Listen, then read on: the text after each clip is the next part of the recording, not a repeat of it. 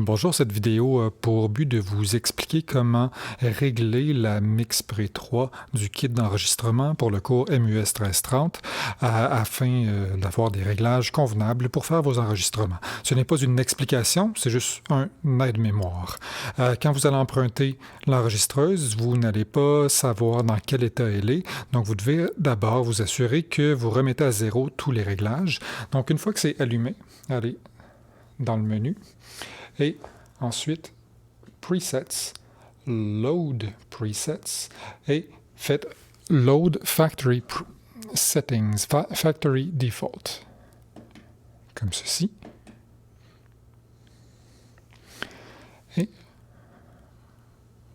je peux retourner au menu de départ. Maintenant, l'autre chose que je vais vouloir faire, c'est m'assurer que la carte SD qui est à l'intérieur est complètement vide. Donc, je ne veux pas enregistrer des sons alors qu'il y a des sons qui sont déjà sur la carte. Je vais aller dans le menu. Deuxième page du menu, SD Card. Et je vais faire Edit ici. Et je vais faire Format. Encore une fois, OK.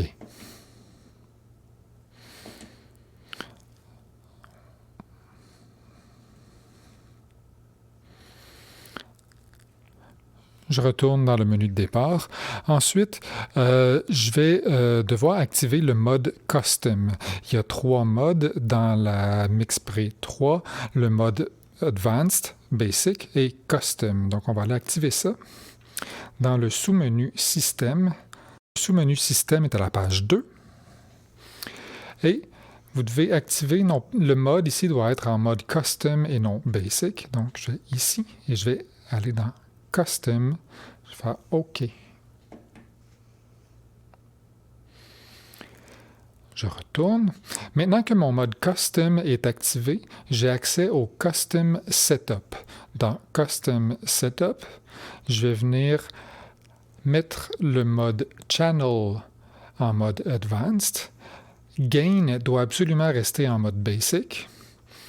Headphones devrait être en mode Advanced. Record devrait être en mode Advanced.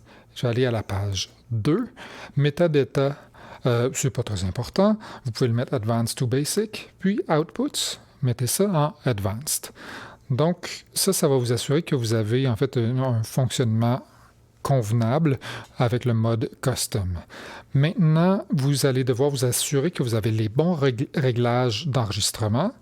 On va aller dans le sous-menu Record, la page 2 du menu. Et là, je vais m'assurer que le sample rate est à 48 kHz. S'il ne l'est pas, on peut cliquer dessus et changer, soit à 44.1 ou à 48 ou à 96. Dans le cadre du cours, on vous demande d'enregistrer à 48 kHz. Donc, laissez ça à 48 kHz.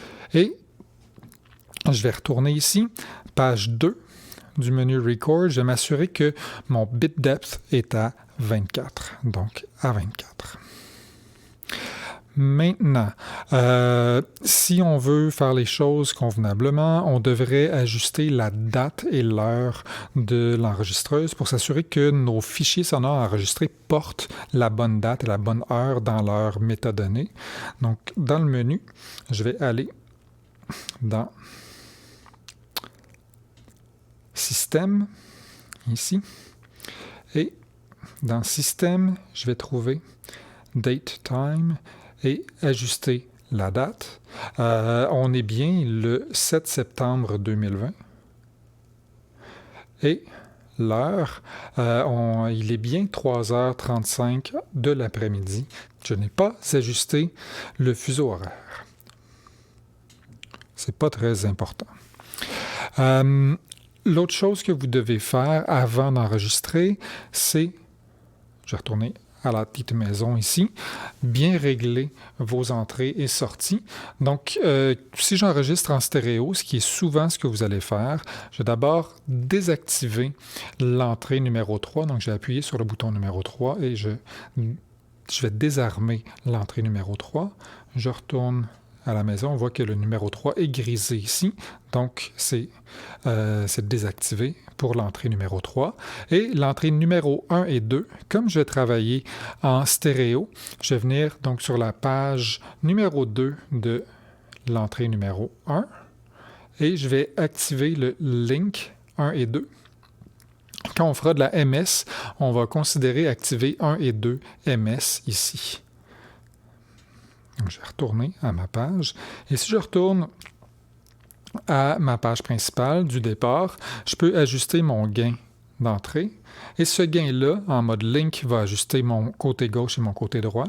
Et mon deuxième potentiomètre ici va ajuster la balance. Et je vais m'assurer qu'il est à C, ici, en haut, à droite. Donc, ici en haut à droite, je vais être en position C.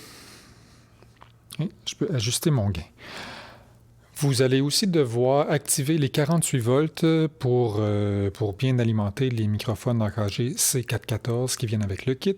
Donc, bouton d'entrée numéro 1, page numéro 2 et Phantom, on va mettre 48 volts là. Et on va faire la même chose avec l'entrée numéro 2, Phantom, 48 volts. C'est tout. Vous êtes prêt à enregistrer sur la carte SD. Vous pourrez transférer vos fichiers en sortant la carte SD de l'appareil ou en utilisant le mode transfert de fichiers avec la connexion USB. Pour transférer vos fichiers avec la connexion USB, vous pouvez aller dans le menu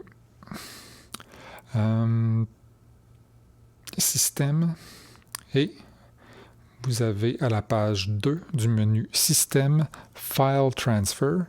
Et là, de là, vous pouvez brancher ça à votre ordinateur et vous allez pouvoir transférer des fichiers dans votre ordi. C'est tout.